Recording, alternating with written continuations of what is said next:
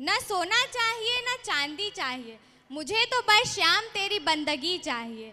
जो थाम ले वो मोर पंखी हाथ, तो मुझे क्या कुछ और चाहिए।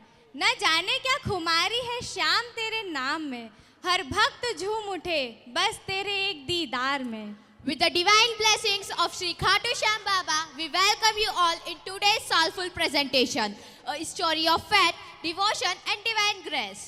हाँ दोस्तों, आज हम लेकर आए हैं एक ऐसी पावन कथा जिसमें एक वीर का त्याग, एक भक्त का समर्पण और एक देवता की करुणा तीनों एक साथ मिलते हैं। बाबा श्याम की लीला अपार है, हर भक्त का यही विचार है। वैसे तो बाबा श्याम लोगों पर बड़ी बड़ी कृपा बरसाते हैं, लेकिन हम धरगांव निवासियों और कृष्णा अकेडमी परिवार पर बाबा ने ऐसी कृपा की कि वे स्वयं ही हमारे करीब आकर विराजमान हो गए। Every devout believes if you surrender yourself completely towards Shyam Baba, he turns your defeat into victory, sorrow into joy and darkness into light. बाबा श्याम की इसी भक्ति को अपनी नृत्य नाटिका के माध्यम से आपके सामने प्रस्तुत करने के लिए तैयार है हमारे कक्षा 10वीं के विद्यार्थी। So let's open your heart and welcome our shining stars of class 10th with Khatu Shyam drama. बच्चों, बाबा खाटू श्याम जी को कृष्ण के कलयुगी अवतार के रूप में पूजा जाता है।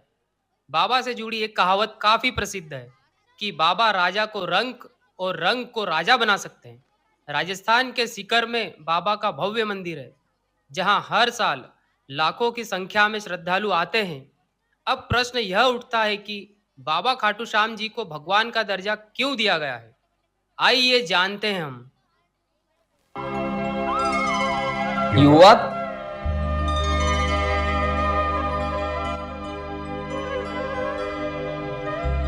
गुरुदेव, आप सूर्योदय। प्रणाम प्रभु। आयुष्मान भव पुत्र। पुत्र, ये तुम्हारे दादा श्री अर्जुन है। हाँ, गुप्त क्षेत्र में हम अल्प समय के लिए मिले थे। प्रणाम दादाश्री। विजयी भव पुत्र। गुरुदेव, मुझे युद्ध की सूचना मिली और मैं चला आया। हाँ पुत्र, युद्ध की घोषणा हो चुकी है और अब हमें हमारे पक्ष की शक्ति का विस्तार करना होगा। गुरुदेव, अब आपको चिंता की क्या आवश्यकता है? आपका शिष्य सिद्ध क्षेत्र से सिद्धियां प्राप्त करके लौटा है। मैं अकेला इस समस्त कौरव सेना को समाप्त कर सकता हूँ।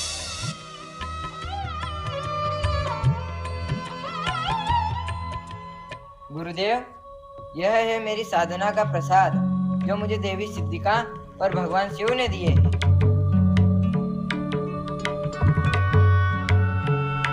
इन बाणों की विशेषता क्या है पुत्र? पहला बाण जब चलेगा तो जिन लोगों के मैं वध की कामना करूंगा यह उन पर मृत्यु चिन्ह बना देगा। पुत्र, यह कुछ अतिशयोक्ति नहीं लगती?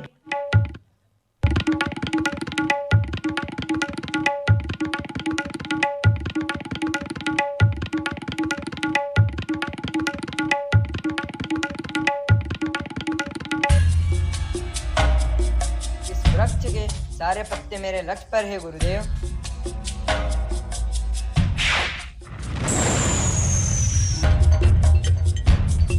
गुरुदेव, पहले बाण ने अपना कार्य पूरा कर दिया। पुत्र, क्या तुम्हें विश्वास है सभी पत्तों पर चिन्ह लग गए हैं? हाँ गुरुदेव।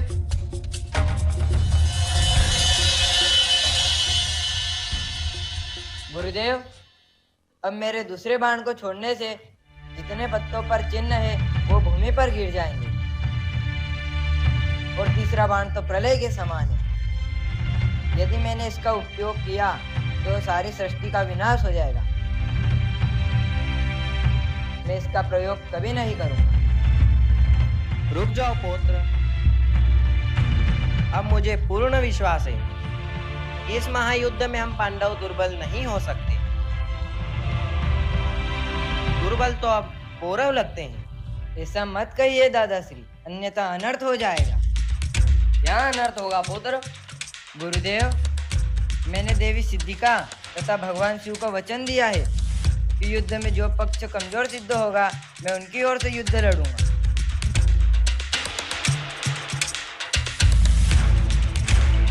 तो इसका अर्थ यह हुआ पुत्र कि बीच युद्ध में भी आप हमारे शत्रु का पक्ष ले सकते हो। हाँ दादाश्री, यदि युद्ध में कौरव पक्ष कमजोर सिद्ध हुआ तो देवी को दिए वचन के अनुसार मुझे उनकी ओर से युद्ध लड़ना होगा।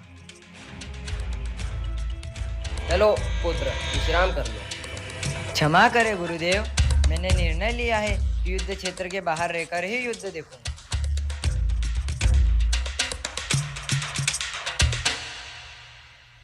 चलो पार्थ।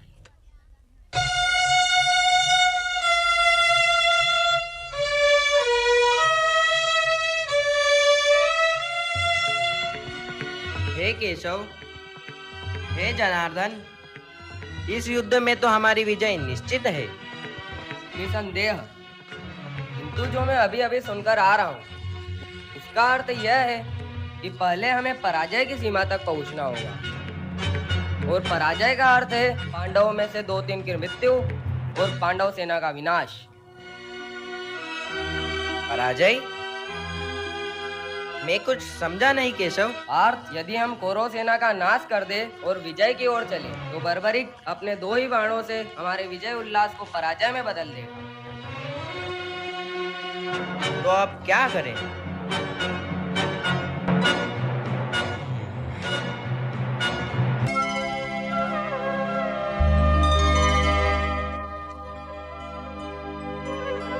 प्रणाम गुरुदेव।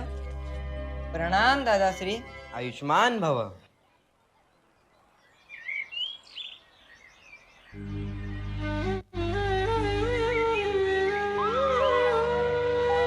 प्रभु, आप शांत क्यों है? क्या चिंता है आपको? पुत्र, कल से युद्ध प्रारंभ हो जाएगा। देखें निर्णय किस ओर जाता है। मेरे होते आपको चिंता करने की कोई आवश्यकता नहीं है। यदि कौरव पक्ष में युद्ध जाता दिखा तो मात्र 2 क्षण में ही मैं सारे योद्धाओं को समाप्त कर दूंगा।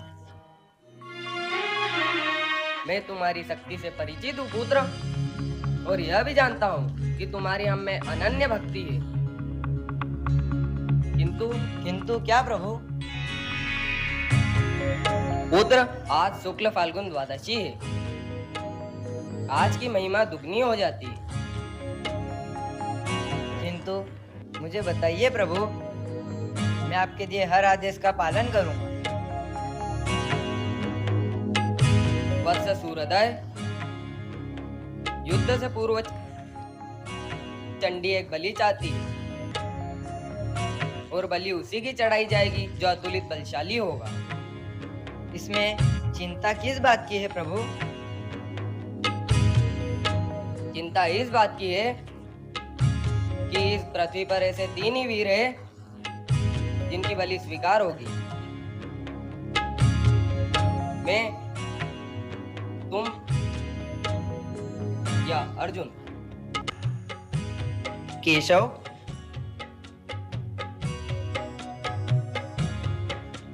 बस इतनी सी बात है? केशव, क्या आपकी यही चिंता है?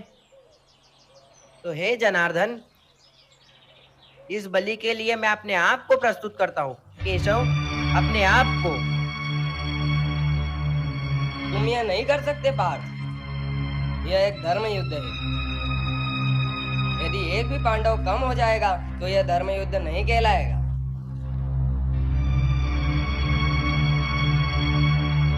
अब तो बस एक ही मार्ग शेष है। मैं स्वयं ही अपना बलिदान दे देता हूँ। वैसे भी युद्ध न करने का प्रण लिया है मैंने, और एक सारथी ही तो हूँ तुम्हारा। नहीं केशव, नहीं। प्रभु, आप मेरे गुरु हैं, श्रेष्ठ है, सभी तरह से ज्येष्ठ है। यह अधिकार सिर्फ मेरा है, मेरा। मुझे आज्ञा दीजिए प्रभु। आपके चरणों की सौगंध खाकर कहता हूँ, आपके उद्देश्य को पूरा करने के लिए मैं अपने शीश की बलि देता हूँ।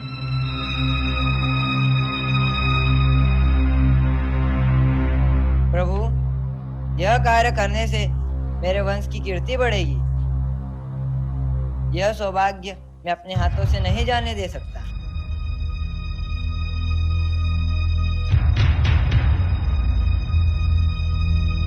प्रभु सोचिए मत, उठाइए यह शस्त्र और मेरे शीश को धड़ से अलग करके चंडी माँ को बलि चढ़ाएं। मैं ऐसा नहीं कर सकता। यदि मैंने ऐसा किया तो यह बलिदान नहीं होगा, हत्या होगी, हत्या।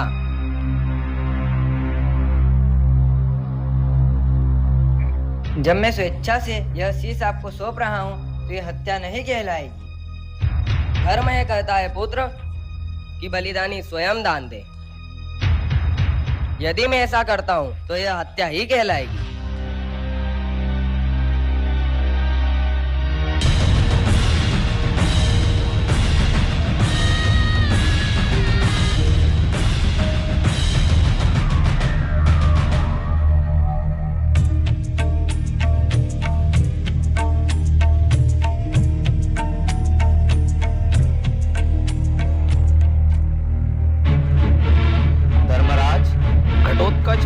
बर्बरिक ने श्री कृष्ण के कहने पर अपना शीश दान कर दिया।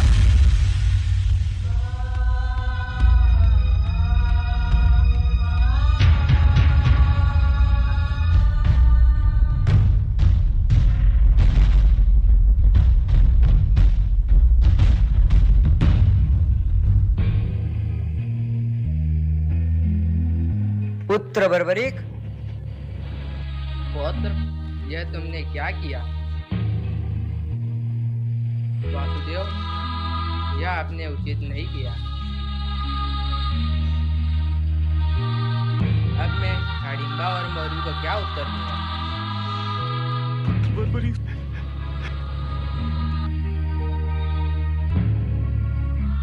ईश्वर, ये तेरी कैसी लीला है? कौन सा पाप किया था मैंने? इससे तो अच्छा होता पुत्र बर्बरिक से पहले मुझे ही मृत्यु आ जाती। कम से कम यह दुख तो नहीं देखना पड़ता। यह आपने क्या किया वासुदेव? और इसके पीछे आपका क्या उद्देश्य था? बोलिए ना केशव।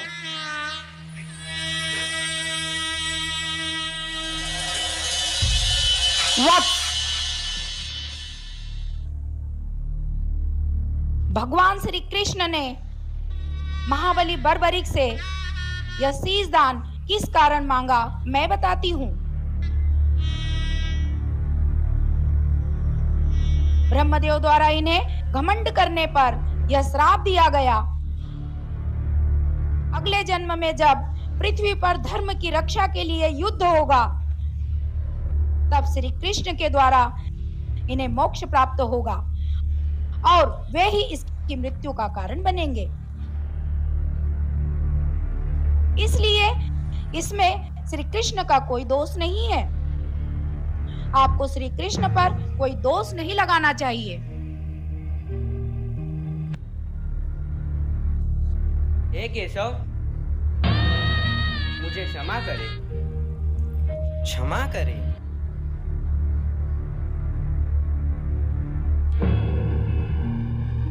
हे देवी, यह एक भक्त का शीश है। इसे अमृत से सींचो और अजर अमर बना दो।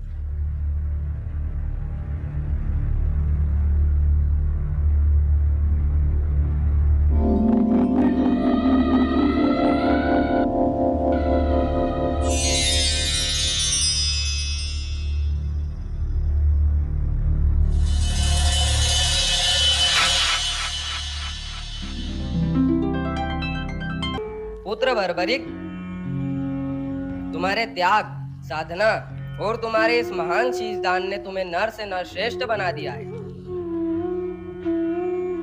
तुम जैसा महात्मा केवल सृष्टि के कल्याण के लिए आता है। आज मैं तुम्हें मेरा वो नाम देता हूँ जो स्वयं माता यशोदा ने मुझे दिया था, श्याम। और तुम्हें मैं अपनी सारी शक्ति भी प्रदान करता हूँ। कलयुग में लोग तुम्हें श्याम के नाम से पुकारेंगे। जय श्री श्याम, जय श्री श्याम, जय श्री श्याम।